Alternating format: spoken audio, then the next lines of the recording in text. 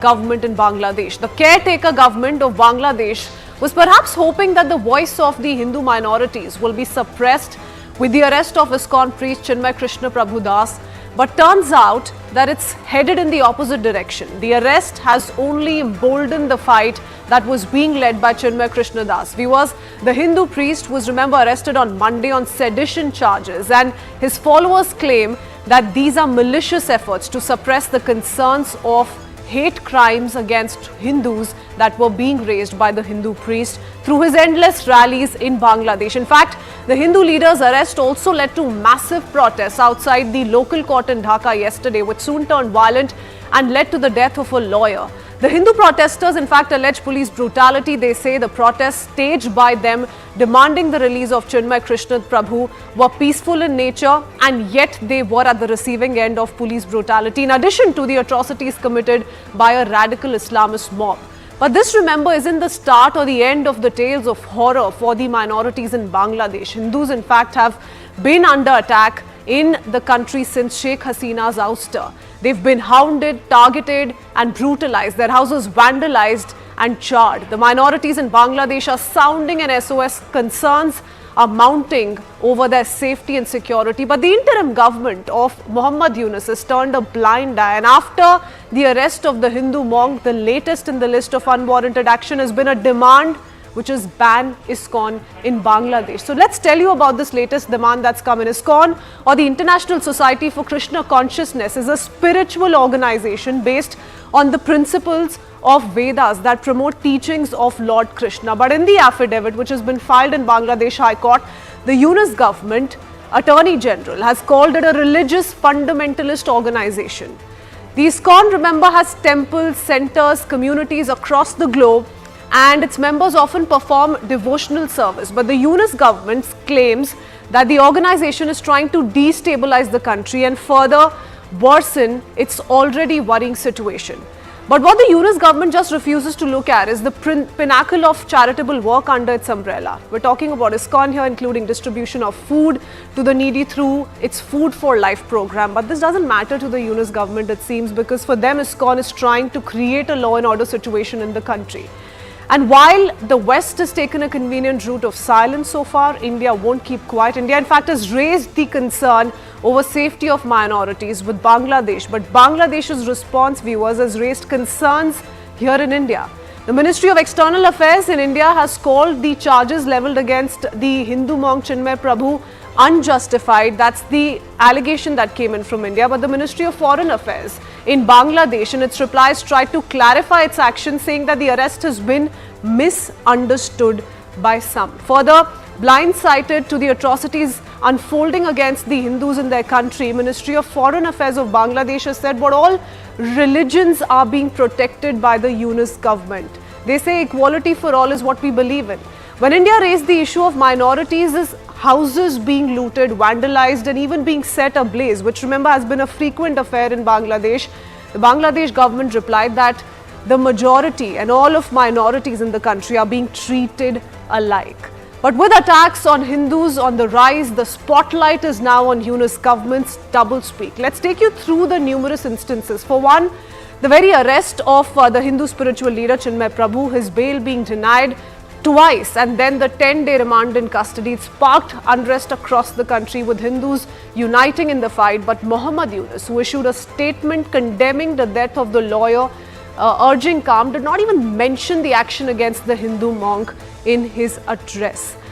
There has been no condemnation by Muhammad Yunus and his government whatsoever, not even the hounding of minorities and targeted attacks on Hindus. That has been strong enough a reason to invoke condemnation from Yunus as yet. So all of these instances, though, have been seen in the past. There's pin drop silence on part of his administration. Following Sheikh Hasina's ouster, 69 places of worship have been attacked, and that too only in a span of 15 days. But the Yunus government's advisor, Naid Islam, is now termed Iskcon supporters as terrorists instead.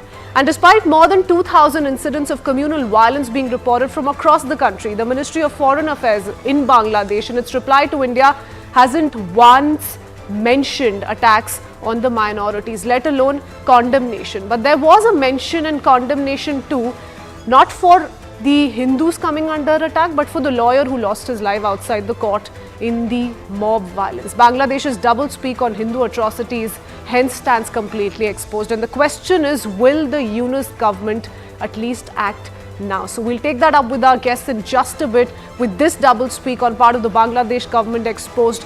But let's listen in to what's happened so far.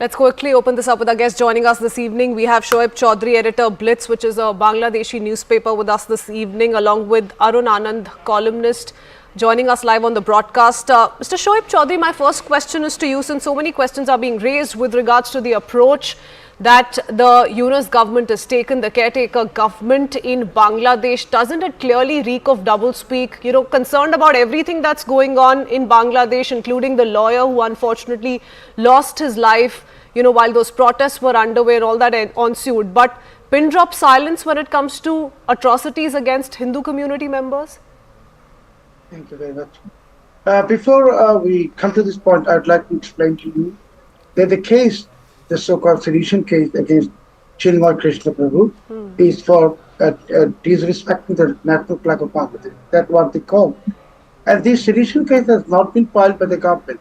It was filed by a BNP leader, and who was also again expelled from his party for filing this case. So when they are bringing these charges of sedition against Chinmoy Krishna Prabhu for disrespecting the flag, national flag, they are not saying anything when the members of Hifazat-e-Islam, their public calling Mr. Chaudhary, are you telling me the proceedings against Chinmoy Krishna Das are being carried out without the due permission of the caretaker government? No, let me finish my point. So now they are remaining silent when the Al-Qaeda and Islamic State flags are being waved publicly on the street. So this Yunus regime, Islamic revolutionary, they call it revolutionary regime, they are absolutely against Hindus and India. And it is not only an attack on Chinmoy Krishna Prabhu, it's an attack on Hindus. And now they are saying Iskcon, because this is not Iskcon. Iskcon is symbolic. They are actually attacking Hindus, and they are attacking India. And this is their agenda of Islamizing Bangladesh, Talibanizing Bangladesh, by spreading and harboring anti-India sentiment and anti-Hindu sentiment. And Chinmoy Krishna Prabhu is a victim of the vicious agenda of Yunus regime. Okay, you're saying this is, you know, nothing against Chinmoy Krishna Prabhu personally. This is an attempt to silence, suppress the voices of the Hindu community members, and I'm in agreement to that. We're all perhaps in agreement to that. But Mr. Chaudhary, the only concern here is you're saying that this case was first filed by a BNP leader who's been expelled, so on and so forth. But Mr. Chinmoy Prabhu has not found any relief from the courts. In fact, there are several serious allegations being leveled that Hindu community members are not only increasingly being jailed for voicing their concerns, but they're also being targeted inside jails. Because they are afraid when the Hindu voice is waking up in Bangladesh under the leadership of Chinmoy Krishna Prabhu. So this is not just the BNP, this is the Yunus administration as well. BNP is a part of Yunus. Yes. BNP and Jamaat-e-Islami, they all are part of Yunus regime. So BNP is playing the card, Yunus is using the card. So it's all together, because this, you cannot call a government in Bangladesh. It's not a government, it's a kind of the club of anarchism. This is all Islamized and Talibanized individuals, Yunus himself, and they are playing the card of against the religious minorities, Hindus. And when you say BNP, Jamaat, Yunus, these are all same nexus. In fact, ever since the Jamaat was let free, we've seen an increase in the spate of attacks against the Hindu community members in Bangladesh, and I think all of us here are in agreement to that. Mr. Chaudhary, I'll come back to you in just a bit. I do have follow-up questions, but allow me to quickly introduce Rohan Gupta, spokesperson of the BJP, and Manju Seth, former diplomat, who's also joining us on the broadcast. Thank you for speaking to us, the both of you.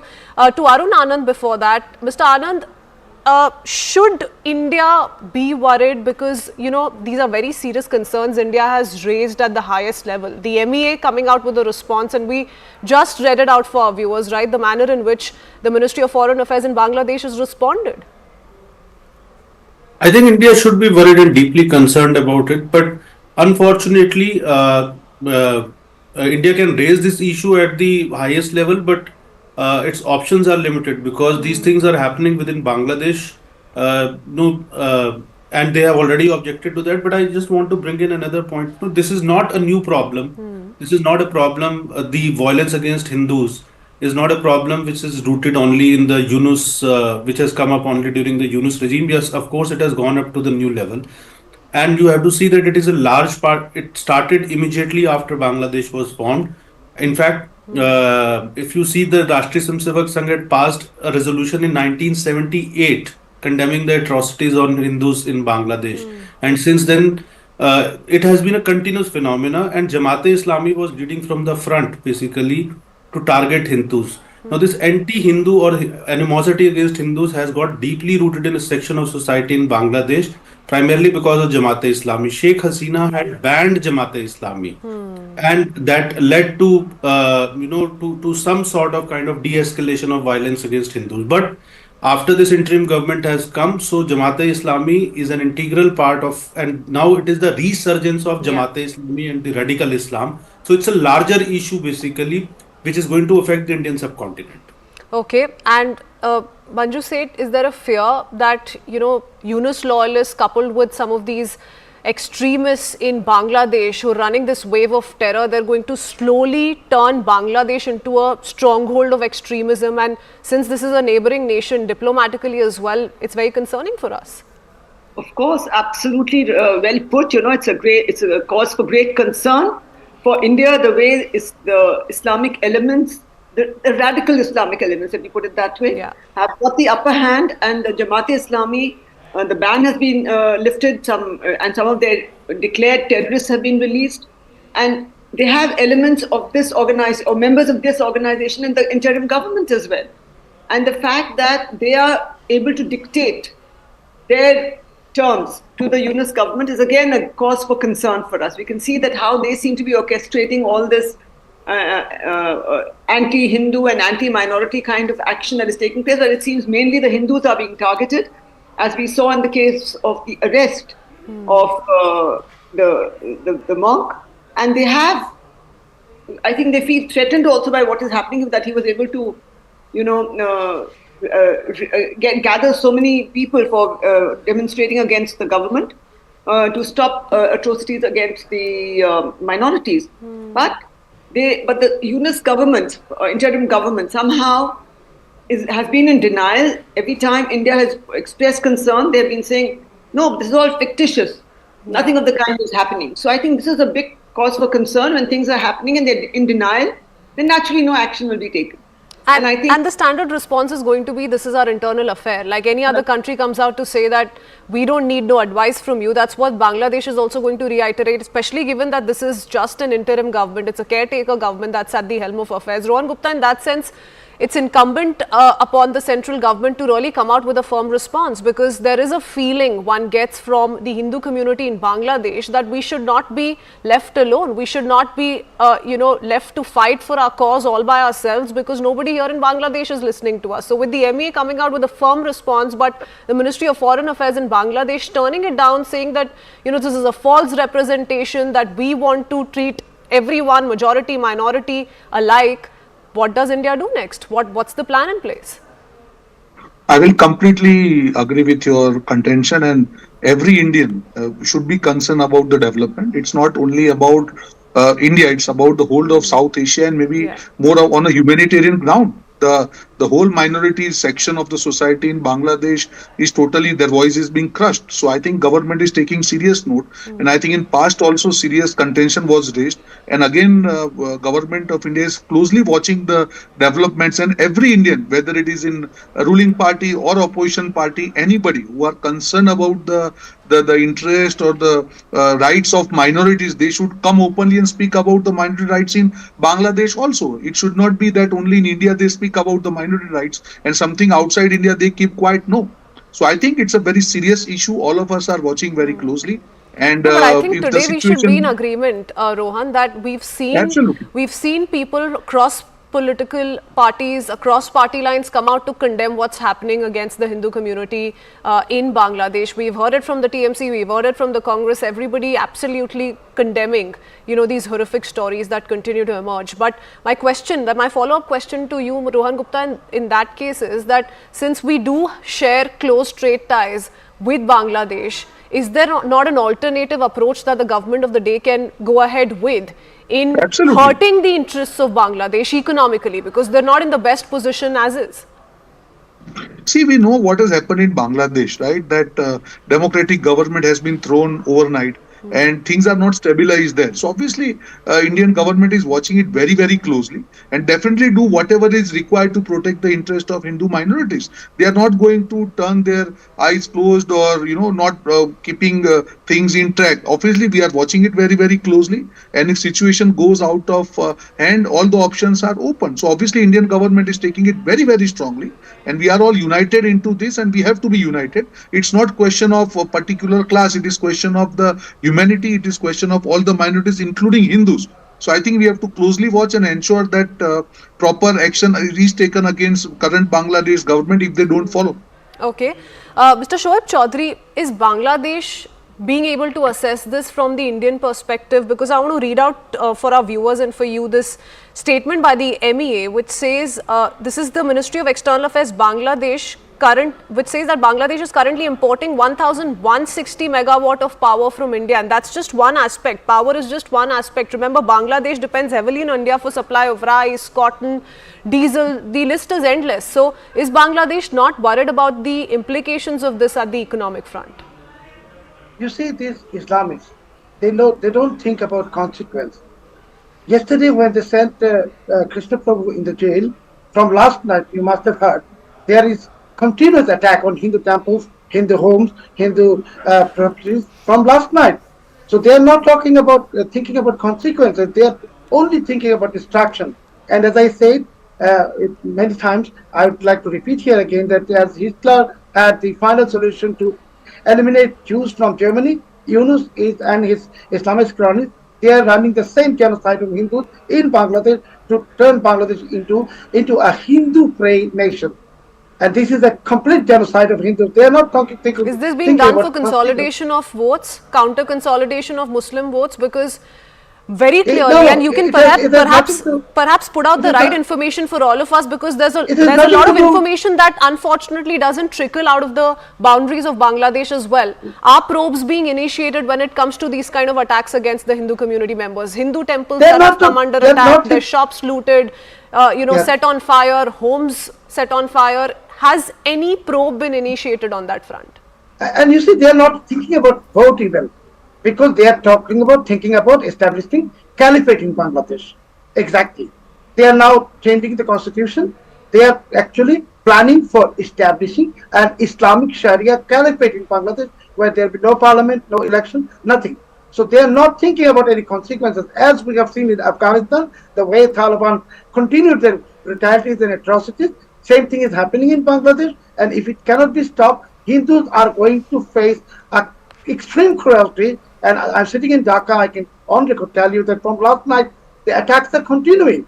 Hindus are being beaten, and on record I can tell that more than 300 Hindu females have been already molested from the day before yesterday until today. So it's a genocide.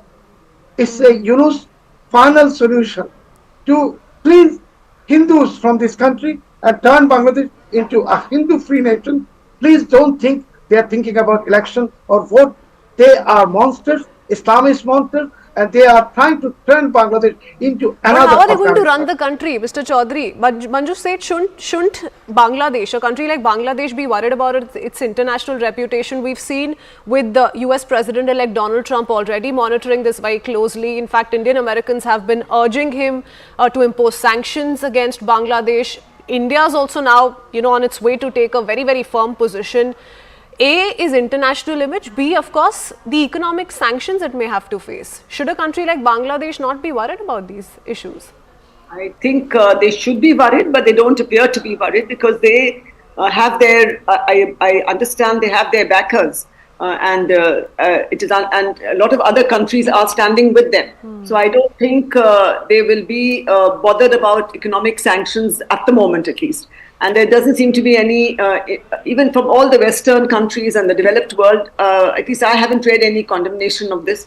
And nothing of, so no one is putting any pressure on the Yunus government when Hindus and minorities are being attacked, their human rights. Otherwise, everywhere they talk of human rights, but in this particular case, no one has bothered. No one has bothered to make a statement. And I think, at least I haven't read any. And at the same time, they are trying to, as very rightly said by Mr. Shoaib Chaudhary, they are moving in a direction of a Hindu-free Bangladesh. They are going to amend their constitution, and the idea is to throw all Hindus out, kill them, or ask them to leave, ask them to flee. And I think that is one of the intentions, it looks like, from what is going on in Bangladesh, and no one is saying anything to them. And the people who are attacking, no action is taken against them, but a Hindu community leader or a monk leading a rally, a peaceful rally for a protest, is being arrested. So you see, on some charges or the other. So the whole, from what I've been reading and from what people have said, it does appear very, that China and the US and Pakistan, to a great extent, seem to be players in the background. Seem to be. We don't really have any evidence of that. Arun, are you in agreement to that? There could be a greater conspiracy here. A, that. B, with regards to the manner in which all of this is being portrayed by the media outlets in Bangladesh, this one-sided biased approach there, the Yunus government out in the open condemning the killing of the lawyer, which, by the way, nobody knows how was he hacked to death, because in a protest-like situation with so many people, with the protesters themselves alleging that, they were being attacked by an Islamist mob, so on and so forth, you don't know what may have happened. So there is a clear biased approach that the media there is also taking. Absolutely. Sorry. That was fun. Yeah, Manju, I'll come back to you. So I think what Manjuji was saying, I absolutely agree with that. See, it's why the West is not, condemning it. The larger thing is basically it is the US deep state, basically, which had, kind of organized this whole coup. And then China, of course, came into interplay. And for your viewers, let me share this thing that basically US wanted Bangladesh to be part of their, Asia Pacific strategy, which Khalida Jia had refused to, follow this thing. So after that, they decided basically that they need to, and US is doing exactly, and the Western world is exactly doing what they had done and in Afghanistan. So you are seeing, making of another Afghanistan in Bangladesh. And as Shoaib Chaudhary ji was saying, I absolutely agree with him. They are on the, their larger plan is basically with Pakistan also being in play and ISI also being in play. So the whole radical, see, the fine line between the radical elements and the government, the way it got blurred in Afghanistan, Pakistan, the same thing is now happening in Bangladesh, and it will have very, very serious consequences for this whole region. Yes. And you are going to see basically Bangladesh becoming another hub of terrorism, though it has already become. It has the largest, refugee colony of Rohingyas, which is a hot breeding ground of Islamic terrorists. Massive recruitment from ISIS, as well as the ISI of Pakistan is done there. Jaish-e-Mohammed is also present there. A lot of terrorist organizations. And there's been no end to this kind of chaos. Forget the Jamaat, forget everything else, forget the agenda of the Yunus government. Students have been on the streets. There's been no end to student protests. There's absolute chaos. Like I said, the economy is in tatters. So it's very concerning for Bangladesh before we even talk about what this means for India. But Rohan Gupta, the fact of the matter is that here's a community that's been persecuted for decades altogether in a country like Bangladesh. They have their backs to the wall now. It's a now or never moment for them. In this kind of a situation, we as a country need to step up. So can we expect the government of the day to really take strictest of steps in that direction in days to come? Obviously, we have to be very, very sensitive, and we cannot allow people who are in ruling party there just to play around with human rights. And we know that situation is very liquid, as all the panelists have said that everybody has different opinion or but different are there strategy. compulsions we'll have to bow to? Are our hands tied to some extent? Absolutely not. We are not. This is not the government who will watch just what is happening. We are going to take strongest action. Just wait and watch. Obviously, because situation is very, very liquid.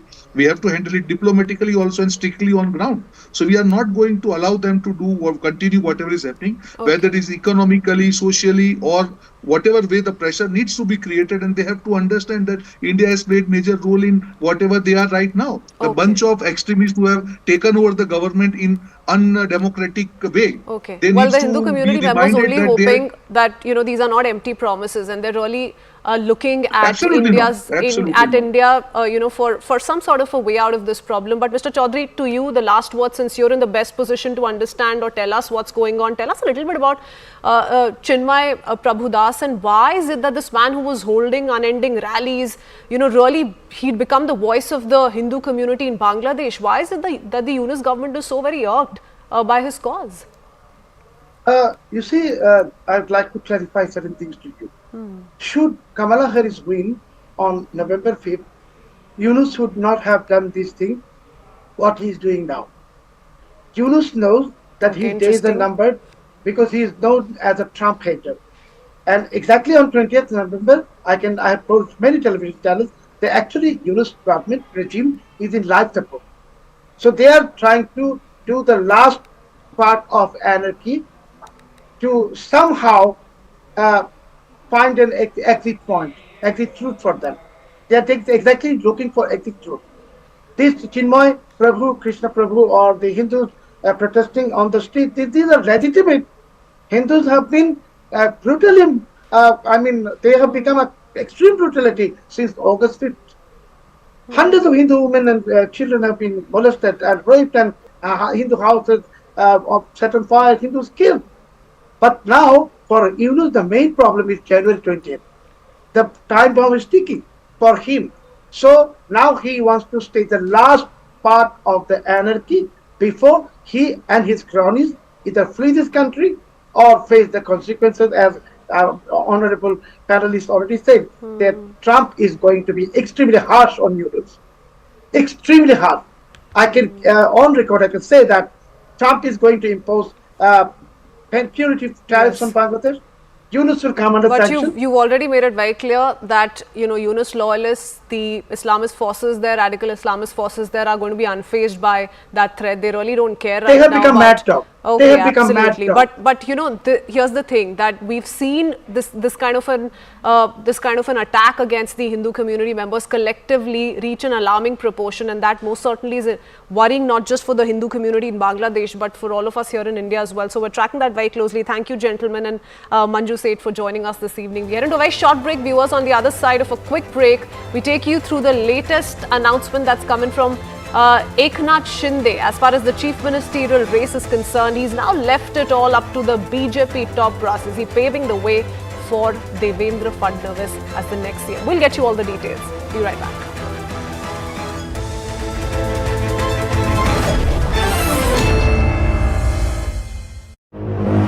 और आगे की यात्रा की बेहतर योजना बनाने के अवसर प्रदान करते हैं। ऐसे समारोह हमारी एकता को मजबूत बताने की तथा ये दर्शाते हैं कि राष्ट्रीय लक्ष्यों को प्राप्त करने के प्रयासों में हम सब एक साथ हैं। हमारे स्वाधीनता संग्राम के दौरान अनेक महान विभूतियों ने हमारे राष्ट्रीय आदर्शों को रेखांकित किया था। हमारी संविधान सभा में हमारे देश की विविधता को अभिव्यक्ति मिली थी।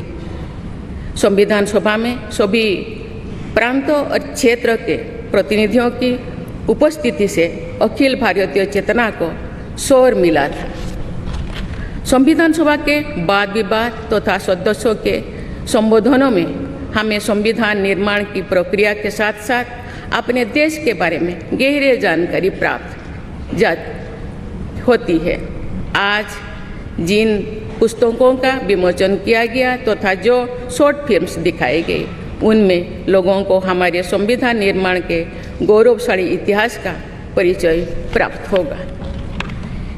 एक अर्थ में भारत का संविधान कुछ महानतम मेधावी लोगों द्वारा लगभग 3 वर्षों के विचार विमर्श का परिणाम था, लेकिन सही अर्थ में ये हमारे लंबे स्वाधीनता संग्राम का परिणाम था। उस अतुलनीय राष्ट्रीय आंदोलन के आदर्शों को संविधान में अत्यंत महत्वपूर्ण स्थान दिया गया।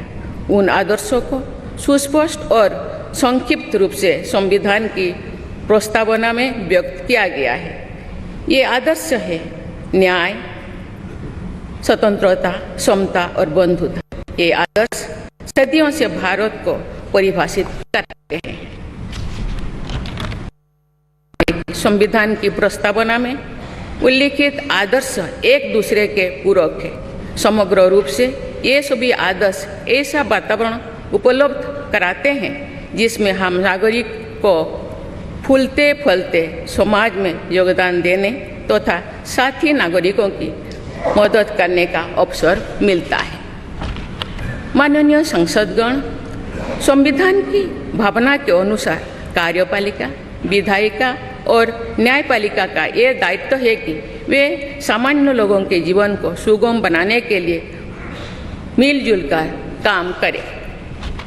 संसद द्वारा पारित किए गए अनेक अधिनियमों से जौन आकांक्षाओं को अभिव्यक्ति मिली है। देश के आर्थिक एकीकरण के लिए स्वतंत्रता के बाद का सबसे बड़ा टैक्स सुधार गुड्स एंड सर्विसेज टैक्स को के रूप में किया गया है।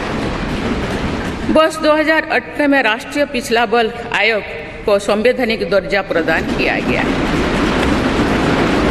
वुमेन लेड डेवलपमेंट की सोच को यथार्थ रूप देना सामाजिक न्याय के संवैधानिक आदर्शों को प्राप्त करने के लिए अनिवार्य है।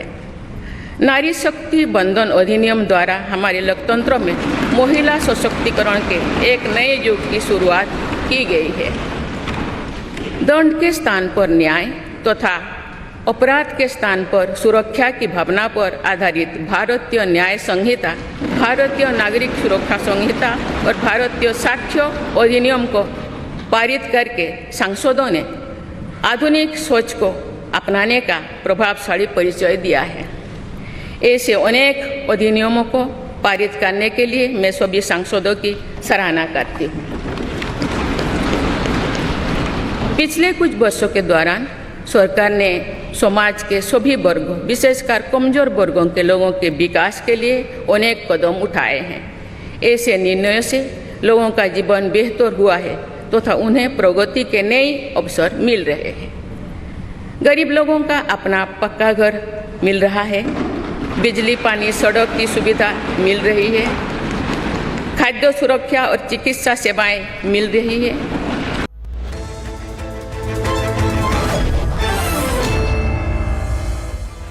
Welcome back. After days of suspense over the chief ministerial decision in Maharashtra, Eknath Shinde's statement has come as a fresh twist in the saga by dropping a big hint. It seems like Eknath Shinde has paved the way for Devendra Fadnavis. He said there is no animosity of any kind between the alliance partners and that he will not act as a speed breaker in the way. He also promised not to pull strings and support the NDA's decision on the chief ministerial post. He further said it is the Prime Minister and his decision that will be the final one and that he will not stand against the BJP leadership.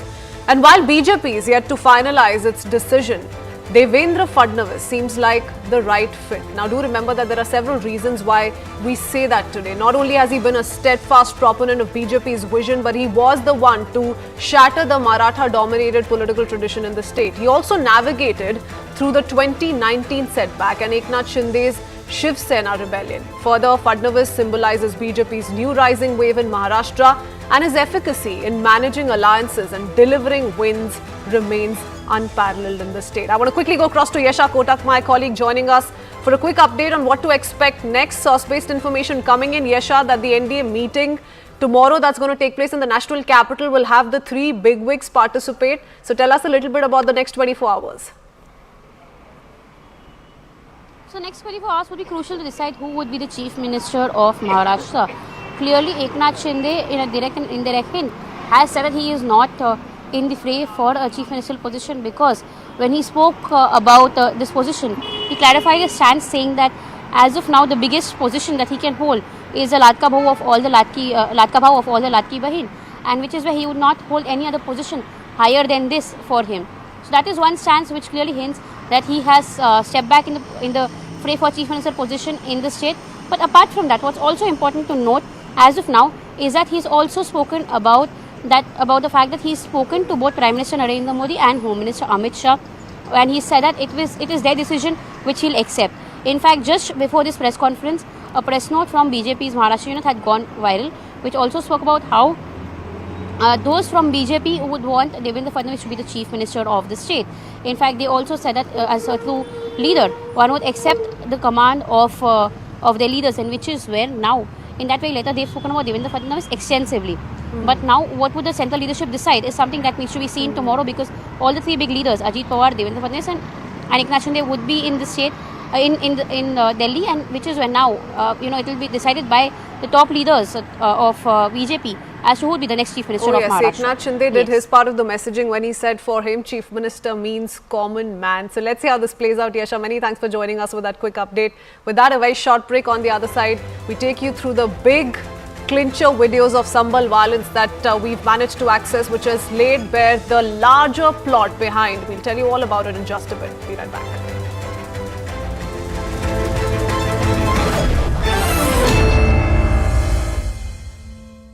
Brought to you by और आगे की यात्रा की बेहतर योजना बनाने के अवसर प्रदान करते हैं। ऐसे समारोह हमारी एकता को मजबूत बताने की तथा ये दर्शाते हैं कि राष्ट्रीय लक्ष्यों को प्राप्त करने के प्रयासों में हम सब एक साथ हैं। हमारे स्वाधीनता संग्राम के दौरान अनेक महान विभूतियों ने हमारे राष्ट्रीय आदर्शों को रेखांकित किया था। हमारी संविधान सभा में हमारे देश की विविधता को अभिव्यक्ति मिली थी। संविधान सभा में सभी प्रांतों और क्षेत्र के प्रतिनिधियों की उपस्थिति से अखिल भारतीय चेतना को शोर मिला था। संविधान सभा के वाद विवाद तथा सदस्यों के संबोधनों में हमें संविधान निर्माण की प्रक्रिया के साथ साथ अपने देश के बारे में गहरी जानकारी प्राप्त होती है।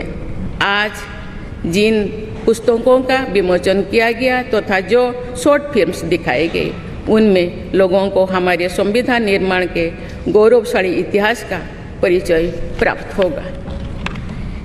एक अर्थ में भारत का संविधान कुछ महानतम मेधावी लोगों द्वारा लगभग 3 वर्षों के विचार विमर्श का परिणाम था, लेकिन सही अर्थ में ये हमारे लंबे स्वाधीनता संग्राम का परिणाम था। उस अतुलनीय राष्ट्रीय आंदोलन के आदर्शों को संविधान में अत्यंत महत्वपूर्ण स्थान दिया गया।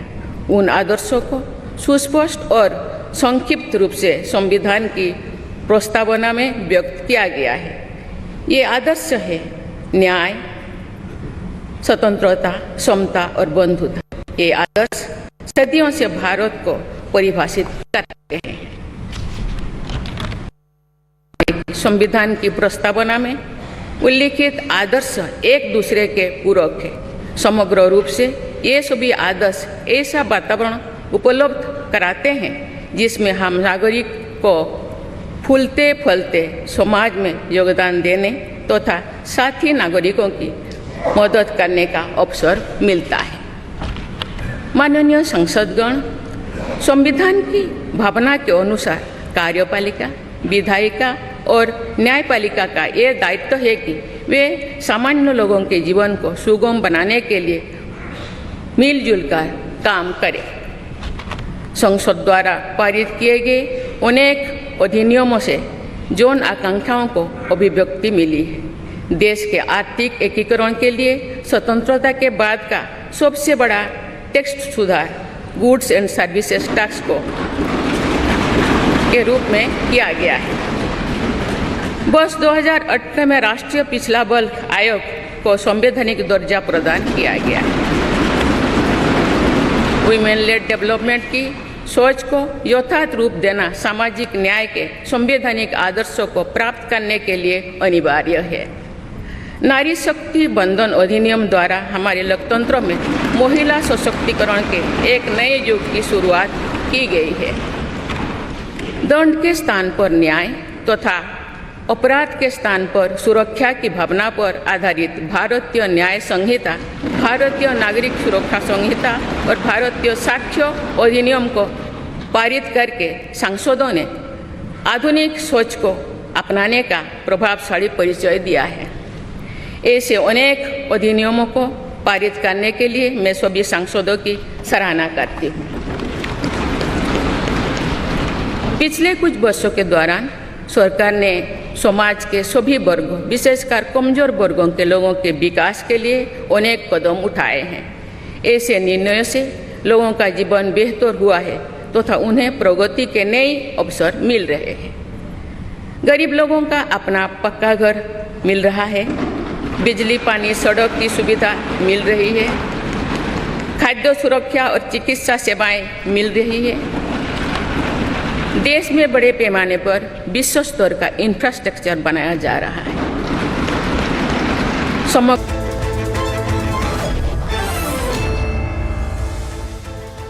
Welcome back. Uttar Pradesh's Sambhal continues to remain tense following clashes over the court-ordered survey of the city's Shahi Jama Masjid. At least 4 lives, viewers, have been lost and scores, including police personnel, have suffered injuries in the violence. 3 days after the incident, we've accessed CCTV visuals from the morning of the 24th November, the day the violence first unfolded. We will run you through all of these 3 tapes. These tapes have exposed the larger plot behind the violence.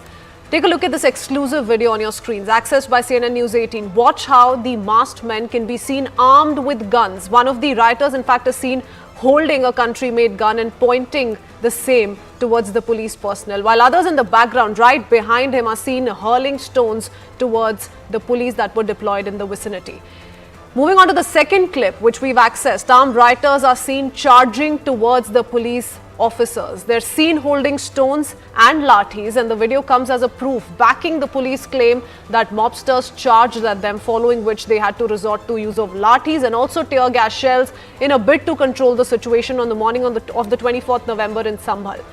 But what has turned heads is this footage on your screens. Watch how the masked men armed with lathis and stones tried to destroy the CCTV footage when the clashes broke out in Sambhal 3 days ago.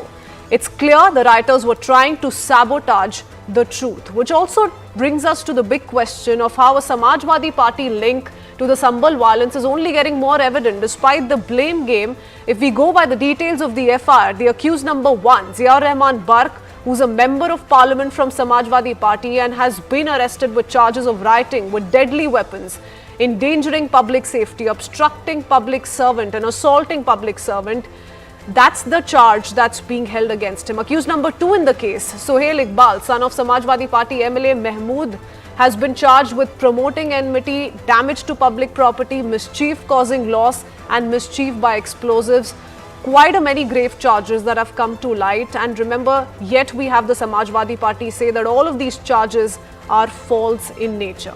And that, viewers, has also raised a number of other questions. Question number 1 being, how is it possible for a mob of 2,000 to 3,000 people to assemble without prior planning?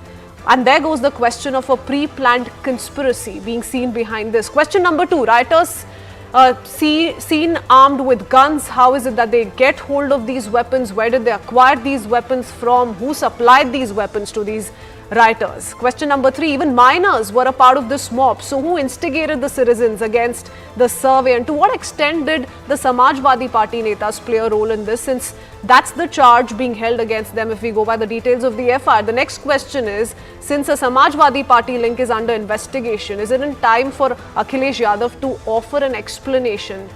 And the next question being, there is proof of conspiracy which is now out. If we go by the details of the FIR, the videos that we've accessed here on CNN News 18, can there be denial that this was all part of a pre-planned conspiracy? This very footage has raised a number of questions. How were the rioters able to get hold of these weapons, that too within this short period of time? So those are some of those questions that continue to be asked, and which brings us to the larger question. With this blame game only peaking by the hour, rioters with the guns have now been unmasked. We have those exclusive CCTV footages as well. Is that proof of who really was behind violence on the 24th November? Listen into the reactions that have come in so far.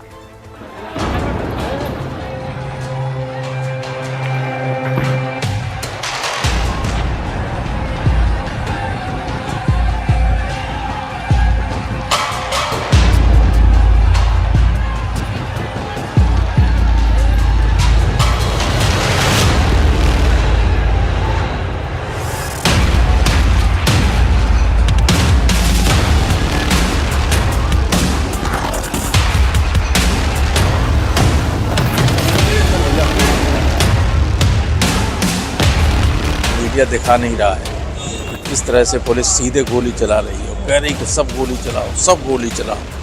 तो गोली लगी 20 से ज़्यादा लोगों और 5 लोग मारे गए हैं। सारे देश में हालत बिगाड़ना चाहते हैं। वो जाने देते। उलमा कह रहा है कि ये कानून का उल्लंघन हुआ है। कानून का उल्लंघन नहीं हुआ है, ये कोर्ट के कानून का तामील किया जा रहा था आदेश में।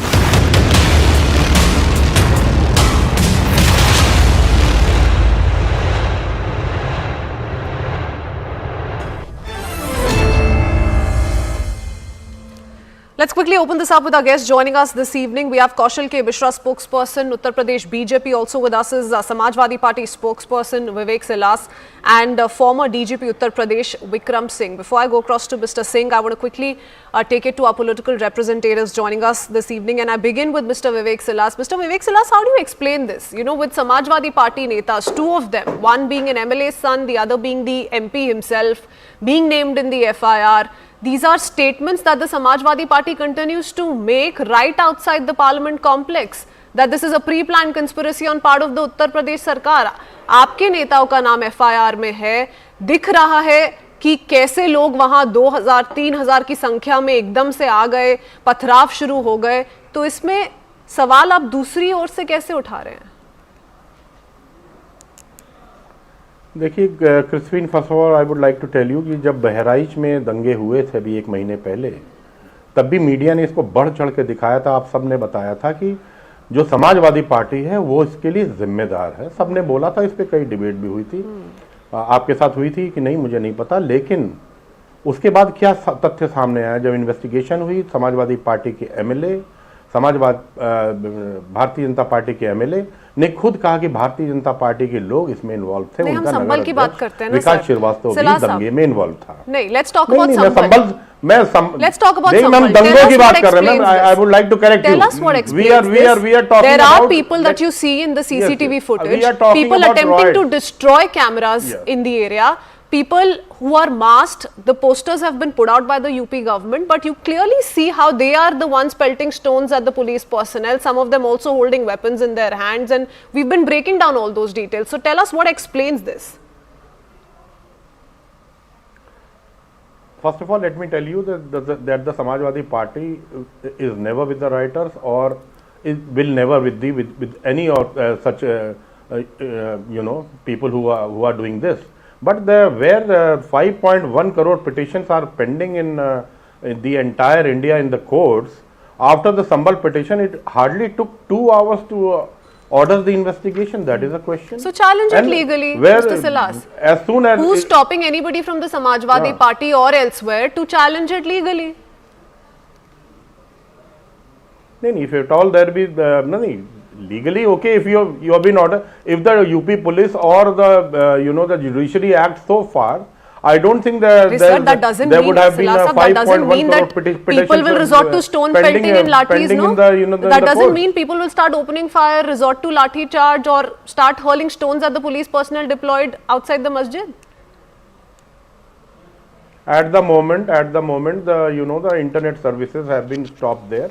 Let the internet services be फिर से उनको शुरू होने दीजिए. Let it be things calm down. We'll be seeing a lot of videos after that, and it's a matter of investigation. Yes, it's the Uttar Pradesh government or any thing that they have to investigate the matter what has happened actually in Sambhal. But whatever has happened is very unfortunate. I think it's all sponsored by the Uttar Pradesh government, nothing else, just to create a drift. Okay. And I will again come back to you and ask you why you think, because you're saying you think with these serious allegations, Mr. Vivek Silas, one can't think before they make these serious allegations. One needs to be armed with facts. So I'll come back to you in just a bit so that you can respond to that. But in the meanwhile, Kaushal K. Mishra ji, respond to what Mr. Silas is saying. They're raising questions with the BJP time and again. In fact, we saw a host of Samajwadi Party leaders outside the parliament today say that our delegation is going to visit Sambhal. This is a pre-planned conspiracy on part of the BJP. Christine, in Hindi we say तर्क का जवाब हो सकता है, कुतर्क का जवाब नहीं हो सकता. Samajwadi Party and it's Akhilesh Yadav is doing the same thing. कुतर्क का क्या जवाब दिया जाए? इनके साथ ये है कि अगर कल को हमारे घर में कोई रॉबरी हो जाती है, कोई डकैती हो जाती है, कोई रेप हो जाता है, तो कहेंगे नहीं नहीं नहीं नहीं नहीं नहीं नहीं, वो बीट ऑफिसर रिस्पॉन्सिबल है जो वहाँ पे खड़ा था रात में, उसने चौकीदारी ठीक से नहीं की. यही वो कहने की कोशिश कर रहे हैं. उनके लिए वो बेचारे हो जाते हैं जो खुद आतंकी होते हैं, खुद अपराधी होते हैं. चाहे बांग्लादेशी घुसपैठियों की बात करें, वो बेचारे हैं, एडमिनिस्ट्रेशन प्रॉब्लम है. रोहिंग्या आते हैं तो बॉर्डर सिक्योरिटी फोर्स प्रॉब्लम है, वो ठीक होते हैं. सर तन से जुदा गैंग आती है तो वो रिस्पॉन्सिबल नहीं होती है, पुलिस वाले उनको रोक नहीं पाए, वो रिस्पॉन्सिबल होते हैं. आतंकी हमला होता है तो बॉर्डर सिक्योरिटी फोर्स और आर्मी वाले रिस्पॉन्सिबल होते हैं क्योंकि वो रोक नहीं पाते हैं. पत्थरबाजी होती है तो पत्थरबाज बेचारे हो जाते हैं, पर पुलिस नाकाबिल होती क्योंकि वो रोक नहीं पाती है. रालिब गालिब चालिब होता था तो कश्मीर में फोर्स नाकारा थी. पर कौशल के मिश्रा जी, एक बात तो माननी पड़ेगी, since law and order is a state subject, और क्योंकि 19 को पहले सर्वे ऑर्डर किया गया और 19 को ही पहले सर्वे किया गया और तब भी कहा जा रहा है कि सर्वे पूरा नहीं हो पाया या जो भी वजह थी, इसलिए 24 को फिर से करने की जरूरत थी. अगर 19 को भी किसी कारण सर्वे पूरा नहीं हुआ और पता था कि ज्यादा लोगों की गैदरिंग की वजह से ये चैलेंजेस आए हैं, तो ज्यादा डिप्लॉयमेंट क्यों नहीं थी सर? 24 को ये सिचुएशन पैदा ही क्यों हुई? ये सवाल भी उठाना चाहिए प्रशासन से. आपने बिल्कुल बिल्कुल बिल्कुल. पहले तो ये विकास सलार साहब जो पूछ रहे थे कि कोर्ट को क्या जल्दी थी, तो सिविल प्रोसीजर कोर्ट का एक मामला होता है, तो जब हम एप्लीकेशन देते हैं तो उसी दिन सेकेंड हाफ में सुनवाई होती है. और चूंकि नोटिस की बात की जा रही है बहुत ज़्यादा कि नोटिस क्यों नहीं दिया गया, बिकॉज ये मैटर इन्वेस्टिगेट, अभी एक अपील हुई, जज वॉज नॉट कन्फर्म, तो उसने कहा एक सर्वे करा के देखते हैं तब हम नोटिस करेंगे. लेकिन वहां पे मस्जिद कमेटी के वकील भी थे. पहले दिन की जो हुई बात, वो चूंकि सेकेंड हाफ में ऑर्डर हुआ था, अंधेरा हो गया, तो अगली बार नोटिस दिया गया, नोटिस उनको सर्व कराया गया, उनके हाथ में था.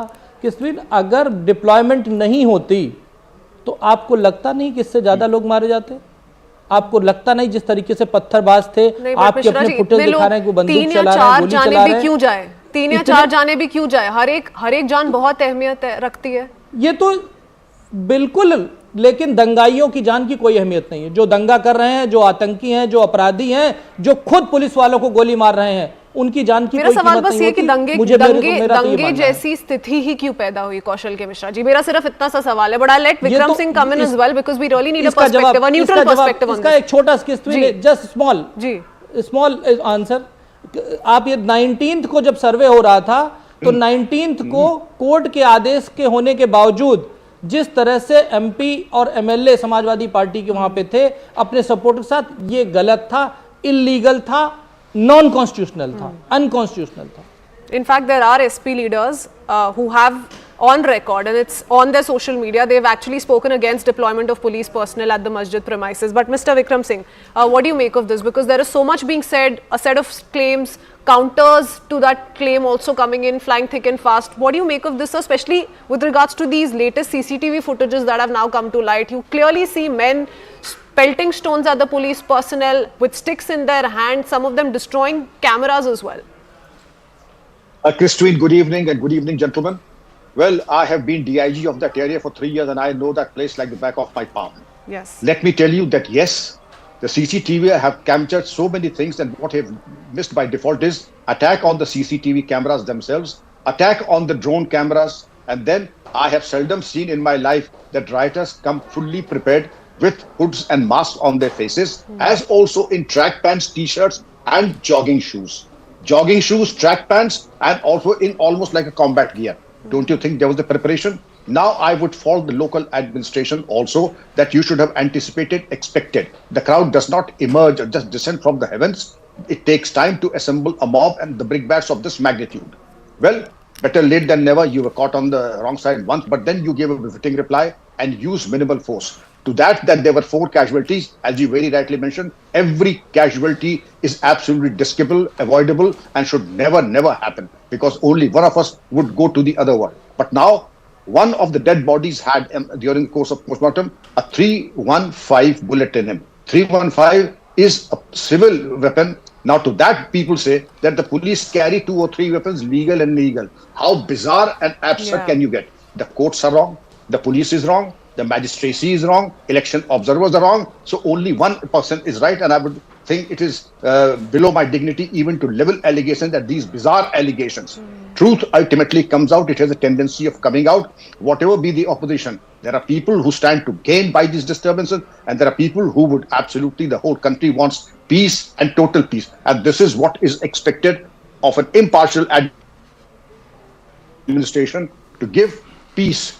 And this is exactly what I expected. But to say that the magistrate was wrong, the police was wrong, magistracy was wrong, and everybody was wrong, well, this is, nothing could be farther from truth. Okay, I want to take that pointed response to Mr. Silas as well. But before that, Mr. Vikram Singh, can you, from your analysis, help us understand whether you think this was a pre-planned conspiracy? The manner in which this huge mob, started storming towards the masjid premises at a time that the survey was being carried out, started pelting stones, started hurling sticks at the police personnel. Whatever transpired thereafter is one. But do you think this gathering in the first place was all part of a pre-planned conspiracy of the details that have come to light so far? Very good question, and there's nothing short of that. A pre-planned, well-orchestrated attack on the administration and the court-commissioned inquiry committee. Now, nothing happened on the 19th. Everything happened on the 24th and at 8:15 a.m. How did it happen that suddenly that you have a crowd pelting stones, and I believe 3 trolley loads of brickbats were removed from the scene of crime and there, and then to attack the drones and to attack the CCTVs and to just go on top and try to overwhelm the police party, attack the policemen, burn the police vehicles, put public and private property on fire. You really have to plan excessively to have this kind of a situation. I could give you something that was on the internet for the last 12 months, and that's keep these things ready that are available in the neighbor's grocers. And all the ingredients that were used were a part of the message that was given. Kerosene oil, petrol bombs, so they can make petrol bombs, iron rods, a double-edged weapon so that it can be used as a kitchen knife, as also as a butcher's knife, all these things. And I would also say, I think all of us should have been awake to the design, the sinister design, that all these double-meaning video clips were going in circulation. And I take the strongest exception that no preventive arrests were made before the 19th and the 24th. No recovery of licensed arms was made. Promulgation of 144 and 163 of the Bharatiya Nagarik Suraksha Samhita should have been ensured then and there. Deployment and the covering of the rooftops by drone technology and artificial intelligence. Now I would recommend facial recognition software also to identify every But you've spoken of one very, very interesting aspect, and Mr. Silas must respond to this. Vivek Silas ji, you heard Vikram Singh say that the politicians do not want to trust the judiciary, they don't want to trust the police's version, all they want to trust is what their netas are saying, who by the way have been named in the FR for inciting riots. So tell us about the Samajwadi Party's stated position, and despite evidence after evidence being put out, why is there complete denial? And the BJP says this denial only stems from the fact that you're frustrated about the UP bypoll result is why you're gunning for them. Proof kya hai aapke paas, sir? We all know what happened during the UP bypoll, so we don't have to talk about that. But the bigger question is कि ये दंगों से फायदा किसको होता है? तो वो कह रहे हैं फ्रस्ट्रेटेड है बायपोल रिजल्ट से, जो आपकी एलिगेशंस थी बायपोल के दौरान, आप उस सबसे फ्रस्ट्रेटेड हैं.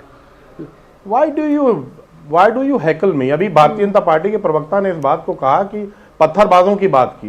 अरे जो पार्टी 14,000 पत्थरबाजों को कश्मीर में मासूम बता के वहां सरकार बना लेती है, वो पत्थरबाजों की बात करेगी, इस तरह की बात करेगी। इन्होंने दूसरी बात घुसपैठियों की घुसपैठिए आ रहे हैं, हम समर्थन कर रहे हैं। अरे घुसपैठिए आ कैसे रहे हो? गृह मंत्रालय कर क्या रहा है? बॉर्डर किसके हाथ में है भाई? घुसपैठिए घुस कैसे रहे हैं? नहीं, उनसे वो सवाल किया गया, पर आप ये क्या कहेंगे? आप इस बात को क्या कहेंगे सिलास साहब कि आपकी पार्टी के एमपी विधायक के बेटे इन्वॉल्व थे, उन्होंने प्रोवोक किया, इंसाइट किया, वो उनकी रिस्पॉन्सिबिलिटी है? जो इतनी भीड़ वहां इकट्ठी हुई थी वो उनकी वजह से हुई थी। अगर वो रिस्पॉन्सिबल है तो आप कोर्ट में जाइए, प्रूफ करिए, उनको कड़ी से कड़ी की सजा दीजिए। रोक कौन रहा है आपको? यहीं नोएडा में 182 कुंटल गऊ मांस पकड़ा गया। किसी ने, योगी जी की सरकार में, उत्तर प्रदेश में भारतीय जनता पार्टी की सरकार है, यहीं पर नंद किशोर गुर्जर जो भारतीय जनता पार्टी के विधायक हैं, उन्होंने सवाल उठाया। लखनऊ में बैठे 2 अधिकारियों को इन्वॉल्वमेंट की बात की, उस पर भारतीय जनता पार्टी चुप हो जाती है। गऊ मांस पे एकदम चुप हो जाते हैं क्योंकि वो उत्तर प्रदेश में पकड़ा गया। मीडिया भी, आप जैसे मीडिया भी चुप हो जाते हैं। सर मीडिया के पीछे मत पड़िए सर, यहीं बगल में जो सवाल जिससे पूछना चाहिए वो पूछा जा रहा है। आपसे बस ये पूछा जा रहा है कि आप ये जो एलिगेशन, जो इल्जाम आप लगा रहे हैं, इसका सबूत कहां है? अभी तक आपने कोई सबूत नहीं दिया, इसीलिए ये बार बार आपसे सवाल किया जा रहा है। लॉ एंड ऑर्डर की जहां तक बात है, वो सवाल बीजेपी के सामने रखा गया है। But that's all the time I have, gentlemen. Thank you so much for joining us this evening. Let's see how this plays out because investigations still underway. Up next, my colleague Akanksha Swaroop joins you on the right stand.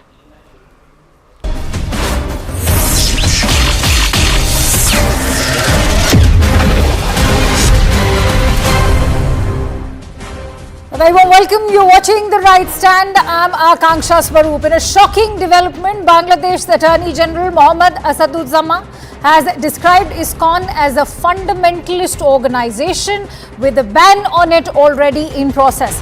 The lawyer has sought an order to the Bangladesh government to ban Iskcon's operations and impose a state of emergency in Chattogram and Rangpur to avoid any further untoward incidents. The Attorney General reportedly told the High Court that someone was trying to destabilize the country. Now, this comes just a day after prominent Iskcon leader Chinmoy Krishna Das Brahmachari was arrested on sedition charges and sent to prison. Chinmoy Das has been denied bail. Krishna's arrest sparked massive protests by community members in various locations, including the capital Dhaka and the port city of Chattogram, not to forget the attacks on Hindu minorities. Chinmoy Das's arrest has also ignited a diplomatic row between New Delhi and Dhaka, with New Delhi sharing its deep concern over several documented cases of attacks on minorities. The Bangladesh Foreign Ministry has come up with a hard-hitting rebuttal that says that the MEA statement was contrary to the spirit of friendship and understanding between the two neighboring countries on a matter that is concerning the internal affairs of Bangladesh. And that raises